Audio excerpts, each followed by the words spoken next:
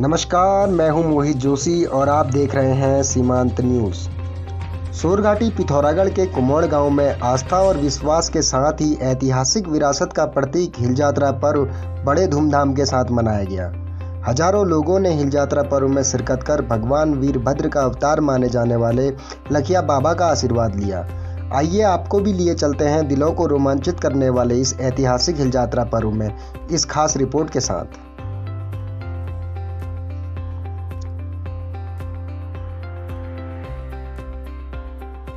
उत्तराखंड का पहाड़ी समाज प्राचीन काल से ही कृषि पर आधारित समाज रहा है। यही वजह है कि यहाँ के अधिकांश लोक पर्व भी कृषि पर ही आधारित हैं। यह पर्व खुले आकाश के नीचे चरागाह एवं कृषि कार्यों से संबंधित गतिविधियों को दर्शित करने वाला स्वांग नृत्य है। सातु आठू से शुरू होने वाले इस पर्व का समापन पिथौरागढ़ में हिल यात्रा के रूप में होता है। हिल यात्रा का शाब्दिक अर्थ है कीचड़ या दलदल का उत्सव। संभवतः बरसात के दिनों में इस पर्व के होने से इसके साथ यह नाम जुड़ा है। इसके तहत क्षेत्र में अच्छी फसल, सुख समृद्धि के साथ ही खुशहाली की कामना की जाती है। ये पर्व पूरे भारतवर्ष में केवल पिथौरागढ़ जिले में ही मनाया जाता है। इस हिल यात्रा की असल शुरुआत भी पिथौरागढ़ जिले के इसी कुमोड़ गांव से हुई है। कुमोड़ गांव की इस हिल यात्रा का इतिहास करीब 500 साल पुराना है। कहा जाता है कि इस गांव के 4 मेहर भाइयों की बहादुरी से खुश होकर नेपाल नरेश ने यश और समृद्धि के प्रतीक ये मखौटे इन्हें इनाम में दिए थे। तभी से नेपाल की ही इंद्र यात्रा की तर्ज पर ये पर्व सोरघाटी पिथौरागढ़ में बड़ी धूमधाम से मनाया जाता रहा है। देखिए, ये हिल यात्रा उत्सव इस सोरघाटी का ही नहीं बल्कि पूरे उत्तराखंड का एक अपने आप में अनूठा उत्सव है और पूरी तरह से मुखौटों पर आधारित उत्सव है। और इसका सीधा संबंध हमारे पड़ोसी देश नेपाल से जुड़ा हुआ है। हमारे पूर्वजों के द्वारा इस उत्सव को उपहार स्वरूप कहें या जीतकर कहें, इसको नेपाल से आज से 500-550 साल पहले इस सोरघाटी में लाया गया है। और इस 500 सालों के बीच में लगातार अनवरत यह उत्सव इस पिथौरागढ़ की इस सोरघाटी के इस कुमोड़ गाँव में मनाया जाता है।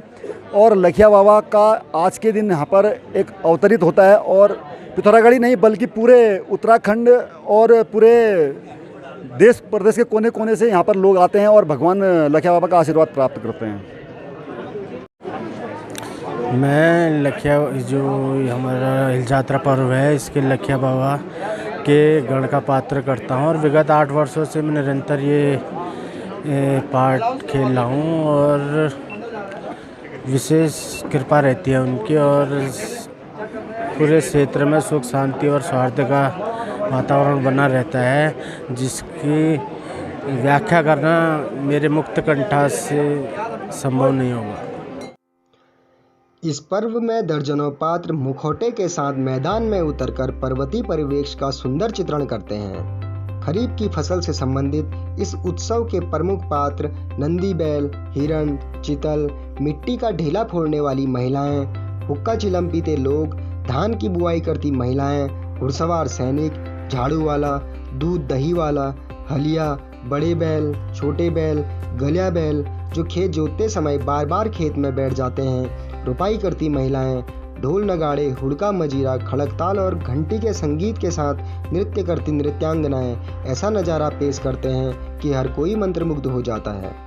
ये सभी पात्र पहाड़ के कृषि प्रेम को भी दर्शाते हैं। इस पर्व का समापन लखिया भूत के आगमन के साथ होता है, जिसे भगवान वीरभद्र का ही अवतार माना जाता है। अचानक ही गांव से तेज नगाड़ों की आवाज़ आने लगती है, जो हिल यात्रा के प्रमुख पात्र लखिया भूत के आने का संकेत है। ढोल नगाड़ों की आवाज़ सुनते ही सभी पात्र इधर उधर पंक्तियों में बैठ जाते हैं और पूरा मैदान खाली करा दिया जाता है। तभी पूरा इलाका लखिया बाबा के जयकार के नारों से गूंज उठता है। ठीक उसी पल दोनों हाथों में काला चैवर लिए काली पोशाक में बेहद डरावनी वेशभूषा में लखिया भूत मैदान में आता है। उसके गले में रुद्राक्ष की माला है और उसकी कमर में लोहे की चैन बंधी होती है, जिसे लखिया के गणों ने पकड़ा होता है। लखिया भूत अपनी डरावनी आकृति के बावजूद इस पर्व का सबसे बड़ा आकर्षण है। सभी लोग अक्षत और फूलों से लखिया भूत की पूजा अर्चना करते हैं और घर परिवार गांव की खुशहाली के लिए आशीर्वाद मांगते हैं। लखिया लोगों को सुख समृद्धि का आशीर्वाद देने के साथ ही अगले वर्ष आने का वादा कर चला जाता है। सदियों से मनाए जा रहे इस पर्व को हर साल बड़े हर्षोल्लास के साथ मनाया जाता है, जिसे देखने देश के अलग अलग हिस्सों से लोग यहाँ पहुँचते हैं। इस अद्भुत हिल यात्रा में अभिनय करने वाले पात्रों के साथ ही दूर दूर से यहाँ पहुँचने वाले दर्शक भी एक अलग ही रोमांच का अनुभव करते हैं। मैं यहाँ पर को लखिया भूत जो शिव जी के गण माने जाते हैं वीरभद्र, उनका किरदार निभा रहा हूँ। ये मेरा दूसरा साल है इसको निभाते हुए और काफ़ी अच्छा महसूस होता है ये किरदार निभाते हुए और काफ़ी लकी मानता हूँ मैं खुद को कि मुझे यहाँ पर को ये शिव जी के गण वीरभद्र का किरदार निभाने को मिलता है।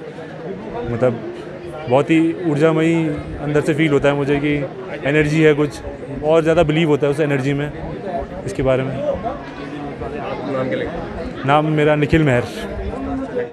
मुझे ऐसा एहसास होता है जैसे मैं किसी जन्नत में आई हूँ, क्योंकि यह उत्तराखंड का सबसे मशहूर पर्व कह सकते हैं इसे और सातू आठू मेला इसलिए मुझे ज़्यादा पसंद है।